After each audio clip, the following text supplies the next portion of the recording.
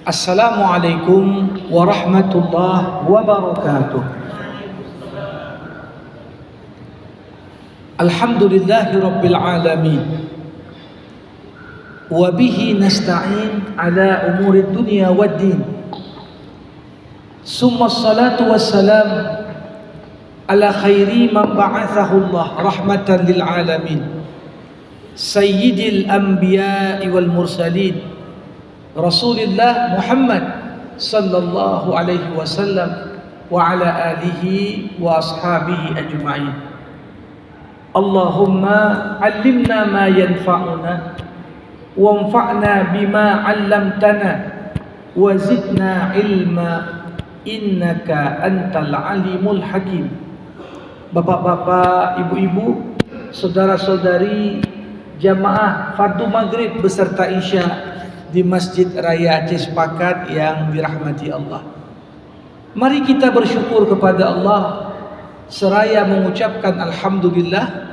Salawat berangkaikan salam kita hadiahkan pada Rasulullah. Allahumma salli wa sallim wa barik alaihi.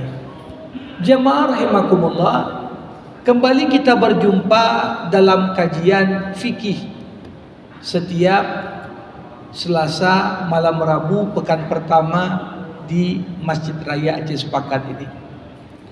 Pembahasan kita hari ini mengenai hukum talak dalam Islam. Jamaah rahimakumullah, sebagaimana yang dibahas sebelumnya, pernikahan itu adalah sebuah perikatan. Bagaimana dua manusia diikat dengan suatu akad. Akad artinya ikatan untuk membentuk rumah tangga yang bahagia kekal abadi. Semua orang menikah berharap kehidupannya membawa kepada kebahagiaan. Bagaimana Rasulullah menyampaikan pada kita, baiti jannati, rumahku syurgaku. Dianggap rumah tangganya adalah sumber kebahagiaan.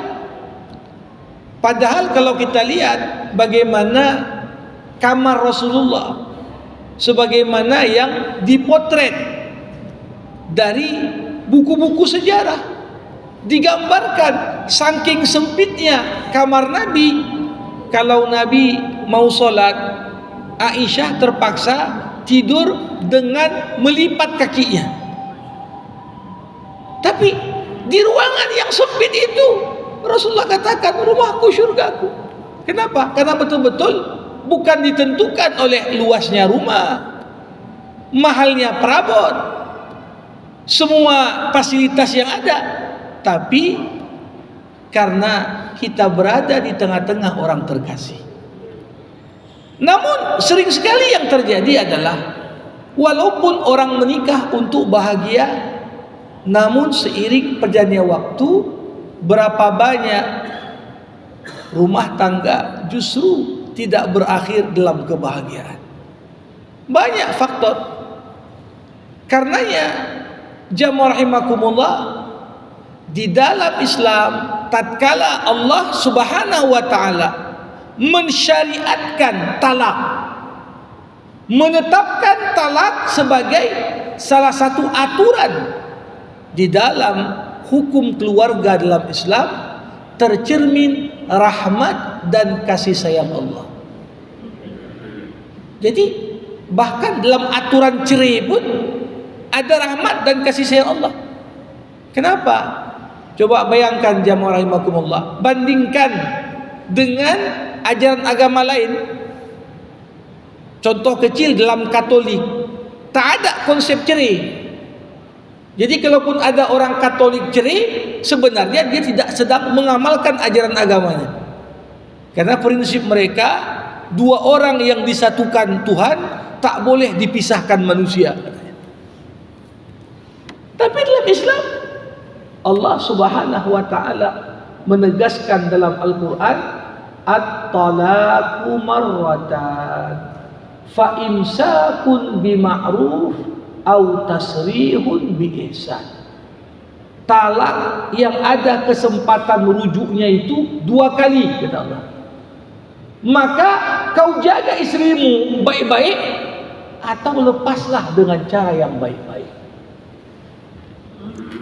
Ibarat kalau ada sebuah gedung bertingkat, kalau ada 5 tingkat atau lebih, biasanya udah disiapkan lift. Orang pindah dari satu tingkat ke tingkat lain naik lift. Tapi walaupun sudah ada lift, gedung itu harus dilengkapi dengan tangga darurat. Kenapa? Boleh jadi pas mati lampu, rusak lift, sehingga tak mungkin turun. Perlulah digunakan tangga darurat.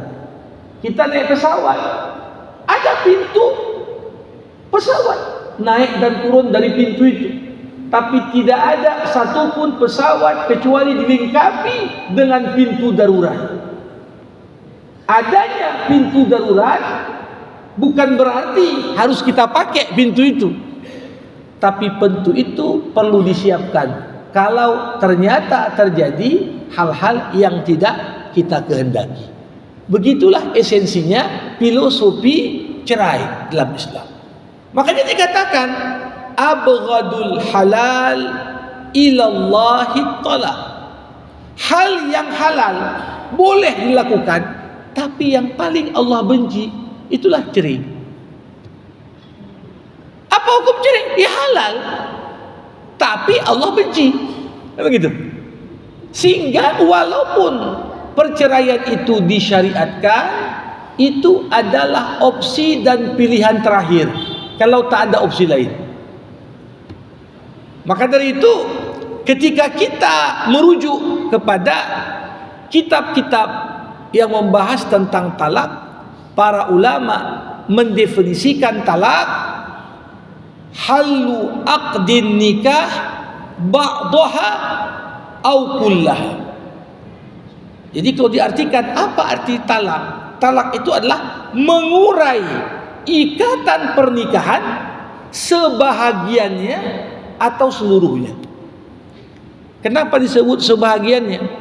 Ketika seorang suami menjatuhkan talak pertama sama istrinya, ini belum sepenuhnya putus ikatan itu.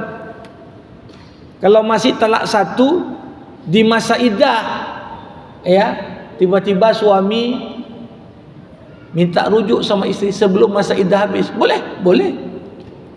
Atau bahkan ketika suami tak mengucapkan kata rujuk pun, tiba-tiba masuk kamar istri dia, hubungan badan di situ. Di masa iddah dianggap hubungan badan suami dengan istri yang ditalaknya di masa iddah adalah ekspresi dari rujuk. Maka para ulama mengatakan rujuk itu ada 2, ada rujuun qauli, ada rujuun fi'li. Ada rujuk dengan ngucap, ayolah dik kita rujuk. Itu udah rujuk, ngangguk si istri, udah sah rujuk. Atau suami ngajak, suami yang mentalak istrinya di masa iddah ngajak hubungan badan, istri pun tak nolak, ya. Padahal udah itu talak, maka hubungan badan itu dianggap rujuk. Makanya dikatakan dalam konteks talak 1 dan 2, maka yang terjadi apa? Diurai ikatan perkawinan sebahagiannya. Masih mungkin tanpa akad baru, mungkin rumah tangga dan pernikahan itu balik selama dilakukan rujuk dengan ucapan atau dengan perbuatan sebelum masa iddah. Atau aukullaha, bisa juga perceraian itu diartikan dengan terurainya ikatan perkawinan secara keseluruhan. Dalam kasus apa? Dalam kasus apakah suami menjatuhkan talak 3 yang disebut talak bain, talak putus. Kalau sudah dijatuhkan talak 3 kali, maka tentunya dalam hal ini fala yahillu lahu fala tahillu lahu hatta tankiha zawjan ghairah, kata Allah. Gak halal istri nikah kembali dengan suaminya walaupun dengan akad baru, sampai si istri yang sudah ditalak 3 kali menikah dengan laki-laki lain. Nah, di balik aturan syariat ini tentunya terdapat hikmah yang cukup dalam. Kenapa sampai istri yang udah ditalak 3 itu baru boleh balik lagi dengan suaminya, harus nikah dulu dengan laki-laki lain? Karena tentunya ada kaedah dalam hukum Islam, man ista'jala syai' qabla awanihi uqiba bi irmanihi. Siapa yang terburu-buru untuk mendapatkan sesuatu, maka dia dihukum dengan diharamkan sesuatu yang dia inginkan. Udah dikasih 3 kali jatah talak, cepat-cepat dia keluarkan. Berarti ini harus dikasih pelajaran bahwasanya tiap talak yang diucapkan ada pertanggungjawabannya di hadapan Allah Subhanahu wa taala. Makanya Umar bin Khattab pernah marah pada siapa? Orang yang udah dikasih dalam agama kesempatan 3 kali talak, malah 3-tiganya dipakai sekali main. Sekali jatuhkan talak langsung talak 3. Ini namanya orang bodoh. Allah kasih kesempatan, pikir dulu, mana tahu nanti nyesal. Masih ada kesempatan bisa rujuk. Datang dia, talakku atasmu 1000 gitu. Talak, langsung jatuhkan 3. Ini orang yang bukan hanya terburu-buru sehingga Allah hukum dia karena keterburu-buruannya, namun yang demikian menggambarkan kebodohan seseorang dalam menyikapi aturan Allah yang tiap aturannya penuh dengan hikmah. Jemaah rahimakumullah, para ulama mengatakan talak ini adalah hak suami. Jadi yang boleh menjatuhkan talak hanya suami, istri tak boleh talak suami. Tapi karena istri tak diberikan hak menjatuhkan talak, maka ada mekanisme lain. Boleh bagi istri yang udah tak tahan lagi sama suaminya, dengan beragam alasannya, dia boleh gugat suaminya ke pengadilan agama. Sehingga kalau talak suami yang jatuhkan, kalau istri yang menggugat suami, maka cerainya lewat putusan pengadilan berdasarkan gugatannya istri. Ini yang dalam fikih disebut khulu. Khulu artinya melepaskan diri.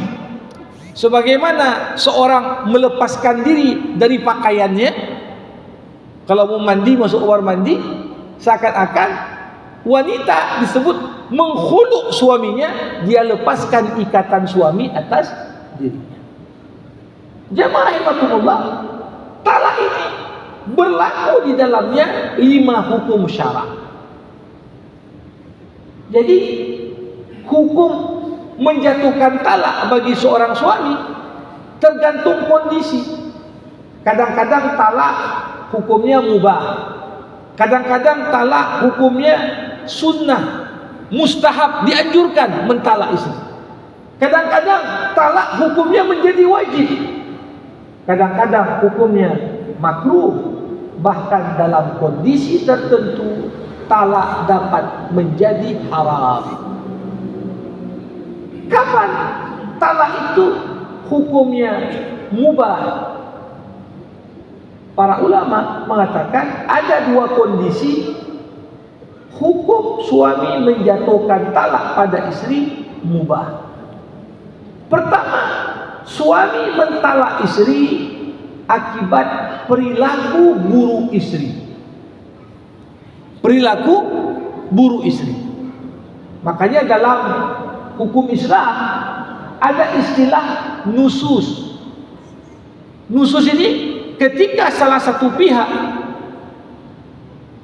lalai dalam menjalankan kewajiban. Kadang-kadang yang nusus itu istri, suami suruh A, dia membangkang suami, tak mau dengar. Ini Jangan suami langsung ceraikan istri kalau istrinya nusus begini. Tapi dalam surah An-Nisa dikatakan, wallati takhafuna nusuzahun fa'idhuhun wahjuruhunna fil madaji wadribuhun. Kalau istri kalian nampak tanda-tanda nusus, kata Allah, maka ada 3 tahapan yang perlu kalian lakukan sebelum menjatuhkan talak. Pertama apa? Fa'izuhun, nasihati. Janganlah begini, aku kan buat begitu. Ya, dialog. Kebanyakan rusak hubungan rumah tangga karena buruknya komunikasi suami dan istri. Makanya disitulah penting sekali nilai sekufu dalam rumah tangga. Karena sekufu ini menentukan ujungnya langgeng atau tidaknya level komunikasi. Gak dianjurkan dalam agama. Kalau suami tingkat pendidikannya tinggi sekali, tiba-tiba istrinya buta huruf, ini gak ngambung kalau ngomong. Ya, suami sarjana minimal istrinya sarjana juga lah, kan begitu. Sehingga kalau ngomong visinya pun nyambung. Kasih nasihat. Kalau dinasihati tak bisa, wahjuruhunna fil madaji, pisah ranjang. Berapa lama pisah ranjang itu? Quran tak kasih batasan. Tapi kalau kita merujuk kepada apa yang dibuat Nabi Muhammad SAW, Nabi kadang-kadang melakukan sebagai bentuk hukuman dan pendidikan untuk sebagian istrinya yang nusus. Nabi hindari menggauli istri itu minimal sebulan. Sebulan tak disentuh udah mulai gelisah dia. Ini tanda bahwasanya apa? Sehingga suami minta perbaiki sikap. Kalau sudah pisah ranjang sebulan tak juga, maka tahapan ketiga opsional, wadribuhun, boleh pukul. Tapi jangan pula salah kita menafsirkan. Nabi Muhammad SAW walaupun beliau menyampaikan ayat ini, namun Nabi tak pernah pukul istrinya. Dan ketika ditanya oleh para sahabat, Nabi, kalau kami mau pukul macam mana? Rasulullah memegang kayu siwak. Kayu siwak, kemudian Nabi kasih contoh, pukul di tangannya dengan pelan. Ya, ini sama-sama lebih berat lagi dipukul guru waktu SD pakai rod. Jadi ini menunjukkan apa? Memukul bukan untuk mencederai. Kalau Nabi mengajarkan mukul pakai kayu siwak, jangan pula pukul pakai kayu beroti. Langsung dikirim ada Malik. Jamaah rahimakumullah. Jadi bukan seperti itu. Nah, lahirnya undang-undang KDRT ini kenapa orang bertamingkan ayat ataupun ajaran agama untuk mencederai pasangan hidupnya, padahal itu nggak pernah Nabi Muhammad SAW lakukan. Nah, untuk itu kalaupun orang, Nabi mengatakan jangan pukul di wajah, jangan pukul di bagian vital. Ini kaidah yang diajarkan Rasulullah. Jadi tujuan pukul tadi untuk apa? Untuk menunjukkan pada istri batas kesabaran udah habis. Itu dia tujuannya. Jadi kalau suami setelah itu menjatuhkan talak, jangan salahkan lagi karena sudah diikuti tahapan tadi. Jadi kalau istri nusus, hukum suami menjatuhkan talak pada istri mubah. Ini kata para ulama. Yang kedua apa? Kasus suami boleh menceraikan istri dalam kondisi suami istri tersebut tidak memperoleh keturunan. Karena salah satu tujuan dari berumah tangga adalah untuk mendapatkan zuriyah salihah, keturunan yang baik. Nah, cuma kadang-kadang yang sering terjadi ketika dua pasangan diuji Allah tidak diberikan keturunan, saling nyalahkan. Ini jangan-jangan kau yang mandul. Saling nyalahkan, suami salahkan istri, istri salahkan suami. Padahal yang terbaik apa? Udah periksa dokter sama-sama. Kalau mungkin diobati, dicari solusi. Jangan malah menyalahkan satu dengan yang lain. Bahkan tak jarang terjadi ketika suami nyalahkan istri, "Ini kau yang tak subur." Cerai, istri nikah lagi, ada anak dia, malah suaminya nggak ada. Ini sering kita lihat terjadi di tengah-tengah masyarakat. Maka dari itu, ini pertimbangan hukum menjatuhkan talak dalam kondisi seperti ini mubah. Jemaah rahimakumullah, talak ini juga bisa menjadi mustahab, dianjurkan. Kapan pula talak dianjurkan? Dianjurkan talak dalam kondisi suami sudah sampai pada kondisi bersumpah tak mau menggauli istri. Kalau dalam bahasa fikih ada namanya ila, wallazina yu'luna min nisaihim. Suami ya nggak mau diceraikan ya, tapi nggak mau juga dia gauli istrinya. Bertameng lewat sumpah. Aku udah bersumpah pakai nama Allah nggak menggaulimu. Kalau aku gauli berarti aku langgar sumpah. Kalau sumpah seorang suami tidak menggauli istri kurang dari 4 bulan, para ulama mengatakan ini dianjurkan aja. Kalau kurang dari 4 bulan, sumpahnya tidak akan kugauli kau 3 bulan. Atau dia ucapkan lagi tidak akan kugauli kau 3 bulan 29 hari. Kurang dari 4 bulan misalnya. Ini dianjurkan. Udahlah, daripada kau gantung nasib istrimu, jatuhkan talak. Karena wanita juga punya hak. Bukan aja nafkah materi, bukan aja dikasih duit sudah, tapi perlu kasih sayang. Nah, ini yang kondisi kedua. Tapi kalau suami bersumpah tidak menggauli istri lebih dari 4 bulan, ini yang dalam istilah Al-Quran disebut ila. Walladzina yu'luna min nisaihim tarabbusu 4 ashhur. Kalau suami bersumpah tidak akan kugauli kau selamanya, gak ada batas waktu. Atau dia bilang tak akan kugauli kau setahun. Nah ini kalau sudah berlalu 4 bulan, suami belum membatalkan sumpahnya, ya, di sini istri diberikan hak melapor ke pengadilan. Hakim, suamiku bersumpah tak menggauliku lebih dari 4 bulan. Sekarang dia 4 bulan. Hakim maksa suami pilih 2. Ya kau batalkan sumpahmu dengan menggauli istrimu, atau kau wajib untuk mentalak istri. Itulah pilihan terbaik. Karena yang paling menyiksa wanita itu apa? Kadang-kadang lebih ringan bagi wanita ditalak daripada nasibnya digantung. Coba bayangkan, suami bersumpah tak akan kugauli kau setahun misalnya. Berarti satu sisi dia belum diceraikan, tapi di sisi lain dia nggak dapat hak-hak dia sebagai seorang istri. Jamaah rahimakumullah.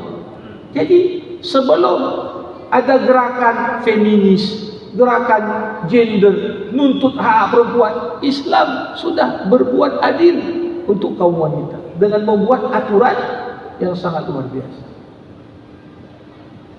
Saat Umar bin Khattab radhiyallahu anhu, ini mungkin sebagian bertanya, kenapalah harus 4 bulan? Yang menjadi pembeda talak suami mustahab atau talak suami wajib, itu kalau sumpahnya kurang dari 4 bulan sunnah menjatuhkan talak. Kalau sumpahnya lebih dari 4 bulan maka talaknya menjadi wajib. Kenapa acuannya 4 bulan? Pernah dulu ketika Umar bin Khattab radhiyallahu an jadi khalifah, banyak pengantin-pengantin baru itu dikirim sebagai mujahid, membebaskan Irak, membebaskan Persia, membebaskan Romawi. Pergi. Umar waktu belusukan di malam hari, dia dengar ada seorang pengantin muda membuat syair. Didengar sama Umar sambil lewat. Wanita tadi mengeluhkan dinginnya malam dan tak ada suami di samping. Besok harinya Umar langsung menghadap putrinya Hafsah, istri Rasulullah. Hafsah, ya. Berapa lamalah wanita tahan tak digauli suaminya? Ditanya oleh Umar. Umar langsung tanya belak-belakan aja sama anaknya. Sebulan tahan, ganggu Hafsah. 2 bulan tahan, ganggu Hafsah. Begitu sampai ditanya 4 bulan tahan, Hafsah diam. Barulah Umar bin Khattab buat peraturan. Apa itu? Tiap tentara yang dikirim untuk berjihad 4 bulan sekali harus pulang. Tukar SIM. Kenapa? Jangan biarkan keluarganya ditinggal tanpa nafkah. Lihat, jamaah rahimakumullah. Inilah cara supaya tentaranya pun tak menyimpang seksualnya. Coba bayangkan, kalau kebutuhan orang tidak diberikan, apa yang terjadi? Keluarga yang ditinggalkan tersakiti, yang meninggalkan juga tersakiti juga. Jadi talak dapat menjadi mustahab, dapat juga menjadi wajib. Kemudian talak ini juga bisa menjadi makruh. Kapan suami makruh menjatuhkan talak? Makruh menjatuhkan talak apabila suami menjatuhkan talak tanpa sebab. Tanpa sebab. Kenapa kau talak dia? Bosan kali aku tengok mukanya. Ini tak boleh gitu, ya. Masa seorang menjatuhkan talak tanpa alasan yang jelas, alasan remeh-temeh, alasan yang tidak punya landasan syar'i di situ. Coba bayangkan, seorang istri saja dalam sebuah hadis Nabi dikatakan, ayyuma mar'atin sa'alat min zawjiha talaqan min ghairi ba'sin la tashum ta'ihatat jannah. Istri mana yang minta cerai sama suaminya tanpa ada sebab yang dibenarkan agama, maka dia tak akan pernah mencium bau surga. Ini kalau istri yang minta. Nah, di sisi lain suami mempermainkan talak. Kadang-kadang ya saking ya mempermainkan talaknya, langsung bilang, kalau kau keluar rumah talakku jatuh atasmu. Wah, apa pula? Artinya keluar kau jadi talak. Dikaitkan jatuhnya talak dengan peristiwa-peristiwa yang remeh-temeh. Kalau jatuh mangga di pohon tu ke bawah, jatuh talakku atasmu. Ini kan namanya menzalimi orang. Ini makruh. Makruh. Walaupun talak itu hak suami, tapi jangan pula disalahgunakan, dikaitkan dengan hal-hal yang remeh-temeh, bahkan tidak ada tujuan. Namun jamaah rahimakumullah, kapan talak menjadi haram? Para ulama mengatakan talak menjadi haram apabila masuk kategori talak bid'i. Talak bid'i ini apa? Talak yang dijatuhkan bukan pada waktunya yang dibenarkan. Apa saja bentuk talak bid'i? Berarti kalau kita lakukan talak di waktu itu, kita haram, berdosa kita. Walaupun talaknya tetap jatuh. Talaknya tetap jatuh, tapi yang menjatuhkan talak berdosa di hadapan Allah. Pertama apa? Suami menjatuhkan talak pada istri saat istri sedang hamil. Istri hamil dijatuhkan talak. Ini termasuk di antara talak yang haram. Apa salah anak dalam kandungan itu? Kenapa nggak sabar sedikit? Mungkin kalau dilihat, ditunggunya sampai anaknya lahir, ternyata mirip pula sama muka ayahnya. Senang ayahnya, nggak jadi, talak. Ini gara-gara terburu-buru dia, nggak tahu dia bagaimana pedihnya seorang wanita dalam kondisi hamil dicerai pula. Apalagi dalam dunia kesehatan dan kedokteran, ini kondisi kejiwaan anak bergantung juga kondisi kejiwaan ibunya. Ibunya stres gara-gara kena dicerai bapaknya, suaminya, ini terpengaruh pada anak. Makanya dikatakan ini haram. Yang kedua, jamaah rahimakumullah, suami menjatuhkan talak saat istri sedang menstruasi. Ini haram juga hukumnya. Kenapa haram? Jamaah rahimakumullah, bagi orang yang berkeluarga menyadari betul bagaimana masalah rumah tangga yang paling besar sekalipun kadang-kadang terselesaikan lewat tidur bersama suami istri. Udah. Tapi karena waktu menstruasi tak boleh hubungan badan, lihat bagaimana secara psikologis wanita juga moodnya tidak baik saat haid. Mungkin emosinya jadi labil. Suami juga ketika marah nggak dapat juga untuk menghilangkan emosinya tadi, berhubungan badan dengan istri, sehingga dijatuhkan talak di momen itu. Ini termasuk talak dijatuhkan saat istri menstruasi, istri haid, hukumnya haram, walaupun talaknya tetap jatuh.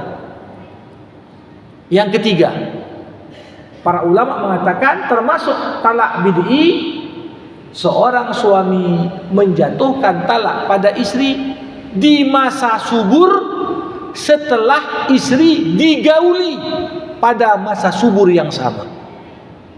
Artinya istri subur, digauli suami, beberapa hari kemudian suami jatuhkan talak. Ini tak boleh, haram hukumnya. Kenapa? Karena ada kemungkinan istri hamil, udah digauli di masa subur. Tapi kalau di masa subur tadi sudah berakhir dengan menstruasi, masa subur berikutnya dijatuhkan talak, ini sudah aman, tidak masuk kepada talak yang haram. Jadi ini penting sekali, karena ada banyak orang yang nggak memperhatikan hal ini. Bahkan kalau kita mau data, kebanyakan talak yang dijatuhkan suami kepada istri itu rata-rata talak di momen-momen emosional. Marah dia gara-gara kopinya asin pula misalnya. Gara-gara sayurannya ini kok pedas sekali nih, mencret dia, marah dia, langsung talak. Padahal Rasulullah sallallahu alaihi wasallam mengatakan la talaq fi ighlaq. Tidak jatuh talak di saat suami menjatuhkan talak sedangkan dia berada di puncak amarah yang membuat dia tidak dapat berpikir waras. Ini makanya kalau dibawa ke pengadilan agama pun hakim nanya dulu, macam mana kondisimu saat kau jatuhkan talak itu? Tetap digali. Kenapa? Aturan agama itu ada preventifnya. Jadi bukan suka hati aja kapan jatuhkan talak, ada momentumnya. Jamaah rahimakumullah. Nah, untuk itu ini hukum talak menjadi penting, dan tentunya ketika kita kaitkan nanti dengan pembahasan berkaitan akibat hukum talak. Apa aja akibat hukum kalau terjadi talak terhadap istri, terhadap suami, terhadap anak, terhadap harta. Nah, ini semua insyaallah, karena waktu juga terbatas, agar kita bisa buka sesi diskusi, saya padakan materi sampai dengan hukum talak dalam Islam, untuk kita lanjut insyaallah di kesempatan berikutnya nanti akibat hukum talak. Demikian pengantar yang dapat disampaikan. Jamaah rahimakumullah, yang mau bertanya, berkomentar, dipersilakan. Baik, jemaah yang dimuliakan Allah, mungkin ada hal-hal yang ingin ditanyakan dipersilakan, baik itu masalah talaq ba'in kubra atau talaq ba'in sugra, dipersilakan. Assalamualaikum warahmatullahi wabarakatuh. Waalaikumsalam warahmatullahi wabarakatuh. Saya ingin bertanya Ustaz, saya kan sebagai kepala lingkungan, jadi ada warga yang bercerai, baru cerai itu tidak bercepat cerainya, Ustaz. Apakah itu boleh Ustaz? Sekian, terima kasih. Assalamualaikum warahmatullahi wabarakatuh. Pengertian dipercepat ini macam mana? Baru diucapkan Ustaz langsung suruh cepat-cepat cerai gitu, biar cepat kawin lagi gitu. Ya. Oke, ada lagi Bapak? Baik, kita himpun 3 pertanyaan, nanti saya jawab sekaligus. Ya. Ya. Ya, warahmatullah. Assalamualaikum warahmatullahi wabarakatuh. Waalaikumsalam warahmatullah. Yang ingin ditanyakan Ustaz, bahwa suami istri ya memang punya keturunan, tapi istri tidak suka terhadap suami itu dengan tindakan-tindakan yang tidak wajar gitu. Wajarnya artinya tidak sebagai suami yang bertanggung jawab, sehingga ada hal-hal yang dengar di beliau bahwa suamiku begini gitu. Tapi apakah istri itu berdosa Ustaz? Tidak pernah untuk bawa masuk suaminya kembali karena didengarnya dari orang. Itu yang saya ingin tanyakan. Terima kasih. Pengertiannya tak dikasih apa? Minta cerai istri, gak mau rujuk. Artinya tidak boleh kembali ke rumah. Jadi suaminya tak boleh masuk rumah. Ya. Tanpa ada perceraian. Tanpa ada perceraian. Oke. Mana tidur menasah Ustaz. Iya. Ada lagi, satu lagi? Iya. Udah Ibu-ibu berjalan. mungkin ibu-ibu. Ya, silakan. Ada. Ya. Ya. Assalamualaikum warahmatullahi wabarakatuh. Waalaikumsalam warahmatullahi Di sini tadi kan ada bab tentang istri meminta talak. Ya. Karena kita kadang dilema di masyarakat ketika seorang istri mempunyai pasangan yang mungkin narkoba gitu atau KDRT, nah, itu kan udah mengajukan talak. Ya. Ketika mengajukan talak, begitu di pengadilan dia mengantri gitu kan antri panjang. Ya. Sementara si istri ini udah lembam gitu Jadi itu kan hukum negara, Ya. hukum agamanya. Bagaimana ini supaya selamat semua? Gitu, Assalamualaikum warahmatullahi wabarakatuh. Terima kasih. Yang pertama, nggak ada istilah talak ekspres. Setiap talak ada prosedur, ada akibat hukum yang lahir. Ketika suami mengucapkan talak kepada istri, maka berlaku masa iddah.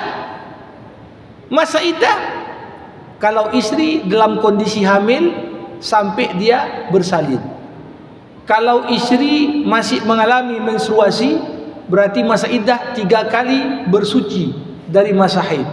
Kalau istri sudah menopause, tidak lagi mengalami menstruasi, maka masa iddahnya 3 bulan. Kalau istri tak pernah digauli dari awal akad nikah, tak pernah digauli, maka tidak ada masa iddah. Kalau itu boleh cepat ya. Artinya apa? Suami dari nikah belum pernah sentuh istrinya. Maka kapan dijatuhkan talak? Sudah. Malamnya istri mau kawin lagi boleh. Itu dia. Kenapa? Karena memang nggak ada akibat hukum lahirnya masa iddah. Sedangkan kalau sudah pernah digauli, masa iddah itu adalah untuk menjaga kepentingan istri. Kenapa ada masa iddah? Ini orang-orang yang nggak ngerti hukum Islam, orang-orang liberal, malah dia bilang, loh, suamiku nggak ada masa iddah. Ya untuk apa masa iddah untuk suami? Karena masa iddah itu untuk menjaga hak-hak istri. Kalau dalam 3 bulan ditengok istri nggak ada tanda-tanda hamil, ya sudah, berarti amanlah dia. Kalau Kalau lahir anak atau nampak hamil, berarti anak dalam kandungan dinasabkan kepada mantan suaminya. Jelas. Coba kalau hari ini cerai, langsung besok kawin dia. Ternyata hamil dia dari anak pertama. Kan nggak bisa dituntut. Suamiku dulu, ini anakmu ini. Enggak lah, kau udah kawin lagi. Jadi aturan itu harus kita hormati. Dan wanita yang sengaja menutupi masa iddahnya, berdusta dan menipu masa iddahnya, belum lagi habis masa iddah udah kawin dia, ini statusnya nikahnya tak sah, dia terhitung zina. Terhitung zina karena memang belum boleh. Haram menikahi wanita di masa iddah. Jadi artinya apa? Kalau dipaksa nikah, nikahnya tak sah, hubungan badan itu zina. Ini kan kacau kita kalau kita tak tahu hukum. Jadi tak boleh ya, sementang ada solat ekspres mau juga cerai ekspres ya, ini tak boleh. Jadi dibayar pun sama pengadilan tak bisa. Itu ketentuan Allah yang tak boleh diganti-ganti. Yang kedua, ini nampaknya perlu juga dihidupkan banyak menasah kalau gitu. Ya, kalau banyak suami tak dikasih pulang ke rumah, agak juga ini. Nah, tentunya pertama, tidak benar kalau seorang istri hanya berlandaskan dengar desas-desus dari orang, langsung dia percaya, dia tak berikan hak klarifikasi dari suami. Yang namanya segala tuduhan harus ada pembuktian. Harus ada pembuktian. Orang bilang ini berzina. Apa syarat tuduhan berzina? Hadirkan 4 orang saksi, nonton langsung. Ada enggak? Kalau enggak boleh bilang begitu. Begitu juga menuduh orang tanpa bukti, yang nuduh malah kena hukum. Nah, jadi ini problem di kita. Dan kalaupun ada sifat yang tak kita senangi dari pasangan hidup kita, jangan fokus sama yang enggak kita senangi. Ada banyak sifat lain yang kita senangi. Jadi yang demikian ini berdosa istri. Kalau bersikap terburu-buru seperti itu, kemudian tanpa klarifikasi, berikan hak jawab. Kalaupun apa, ini statusnya baru jelas. Yang ketiga tadi berkaitan, agak terlupa tadi saya. Istri yang korban KDRT. Saya perlu sampaikan, undang-undang perkawinan semangatnya adalah mempersulit cerai. Tapi undang-undang KDRT semangatnya adalah mempercepat cerai. Makanya kalau dibawa ke undang-undang perkawinan, ya memang prosedur itu dibuat ribet. Kenapa? Supaya yang mau cerai nggak jadi cerai. Coba bayangkan Bapak Ibu, masa Covid, gara-gara PPKM, berapa banyak yang kiranya pertama pengen cerai, gara-gara ditunda terus sidang, akhirnya nggak jadi cerai. Asa antakrahu syai'an wa huwa khairul lakum. Ini kan luar biasa. Jadi memang semangat undang-undang itu harus mempersulit. Supaya apa? Sekarang aja udah dipersulit, angka perkawinan seimbang dengan angka perceraian. Apalagi nggak dipersulit, lebih banyak perceraian daripada orang kawin. Tapi dalam konteks sudah ada kekerasan fisik, ini rata-rata sulit untuk diperbaiki hubungan. Makanya semangat undang-undang KDRT mempermudah perceraian. Udah biram orang semua, ya udah. Pembuktian apa lagi kalau udah biram semua badan? Ya, artinya ini dipercepat. Nah, jadi kalau dalam kondisi seperti itu, ya perlu terlibat keluarga mendamaikan, minimal jangan sampai ada korban lebih jauh. Secara agama tetap harus lewat prosedural. Tak bisa dipercepat gara-gara. Tapi yang jelas mekanisme kalau sudah ada KDRT lebih cepat dibanding kalau tidak ada KDRT. Itu wallahu a'lam. Alhamdulillahirabbil alamin. Hamdan yuwafi ni'amah wa yukafi'u mazidah. Ya Rabbana lakal hamdu kama yanbaghi li jalali wajhikal karim wa li 'azimi sultanik. Allahumma salli ala sayyidina Muhammad wa ashghil adh-dhalimin bidh-dhalimin wa akhrijna min bainihim salimin. Allahumma 'allimna ma yanfa'una وانفعنا بما علمتنا وزدنا علما إنك أنت العليم الحكيم اللهم اختم لنا بحسن الخاتمة ولا تختم علينا إلا بحسن الخاتمة ربنا آتنا في الدنيا حسنة وفي الآخرة حسنة وقنا عذاب النار وصلى الله على سيدنا محمد وعلى آله وصحبه أجمعين والحمد لله رب العالمين. السلام عليكم ورحمة الله وبركاته.